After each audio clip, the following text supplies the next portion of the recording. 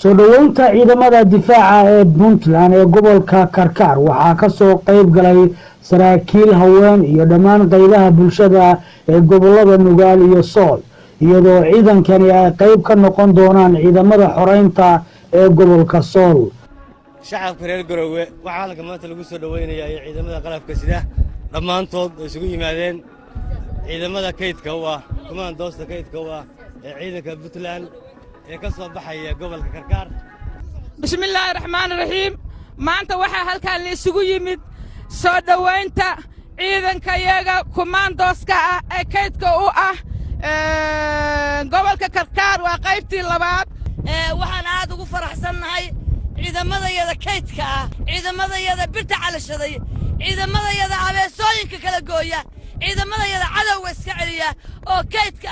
ayaanu maantay haddii ilaahay idanka dhama waxaan ku soo dhaweynaynaa 22aad. Cabdullaahi Maxamed Barre gudoomiyaha gobolka Karkar iyo qaar ka mid ah saraakiishii hogaaminaysa ciidankan ayaa sheegay inay halkan u yimaadeen ka qayb qaadashada difaaca deegaanada Puntland. waxaanu galabteeda ku wareejinaynaa ciidanka idin hortaagan iyo teknikadiisii oo wada dhan insha Allah haddii Rabbi idin ka dhigo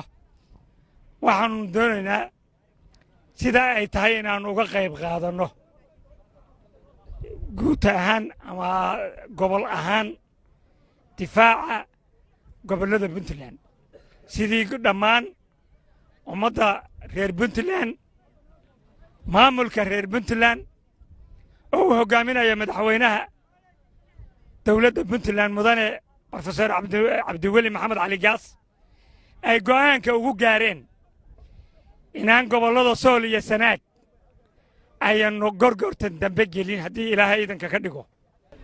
cidda soo duushay waa la yaqaan cidda gardarrada waday waa la yaqaan dadka Soomaaliyeed oo reer Somaliland dad hadda colaadda u siban maahe wax badan oo sharaf leh baa ku jira muusana way sarkaynaa iyo nimankan jeegaanta la yiraahdo jeegaanta way sarkaynaa asalkoodaanu gaaraynaa salkooda. halkan waxa ku diyaar ciidamo cutubyo ka tirsan ciidamada Puntland gaar ahaan guutada 48aad ee gobolka Karkar. ciidankani markii kaliya u soo jahaysto maaha dagaal ka dhana cadawga dhul badan buu gacanta ka soo mariya cadawga. Generaal Muhiidiin Axmed Muuse taliyaha ciidanka la dagaalanka argagixisada iyo mukhaadaraadka ee Puntland oo ka mid ah saraakiisha hogaaminaysa dagaalka dib loogu xoreynayo gobolka Sool ayaa u mahad celiyay maamulka gobolka Karkar waxaana uu fariin cad u diray hogaamiyayaasha maamulka Hargeysa oo sheegay inaan halkan la is hor fadhin doonin. Allahu akbar Allahu akbar Allahu akbar ilaaba weyn oo waaxida aad iyo aad ayaan ugu faraxsanahay in halkan galabta ay noogu yimaadaan guutada 48aad ee gobolka Karkar qaybteeda koowaad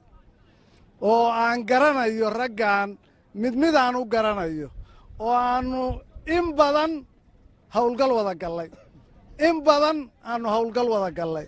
oo aan ku aamin qaba saakay meeshii loo diro inay jawaab waafiya oo lagu qanco ka keenayaan. waxaan ku qanacsanahay inay riyadii Muuse oo qofku soo jeeda wuxuu ku riyoodaa hurdo isagoo taagan buu riyooday oo wuxuu ku riyooday gobolka Sool iyo Sanaag anaale iyo Cayn anaale isagoo taagan ma qarowba ma dubaabba dadka qaadka cuna ku dhacaa ma haddii la waa ku rooyahay lahaansha dad waxa jira ay ku dhacdo jirro lahaansha la yiraahdo. ciidankan ayaa qayb ka ah ciidamada Puntland ee aan sida kala go'an lahayn ugu soo qulqulaya jiida hore ee dagaalka ee Tukaraq ay ku sugan yihiin ciidamada cadawga Soomaaliyeedka. Maxamed Siciid Qoslaaye, Puntland TV, Garowe.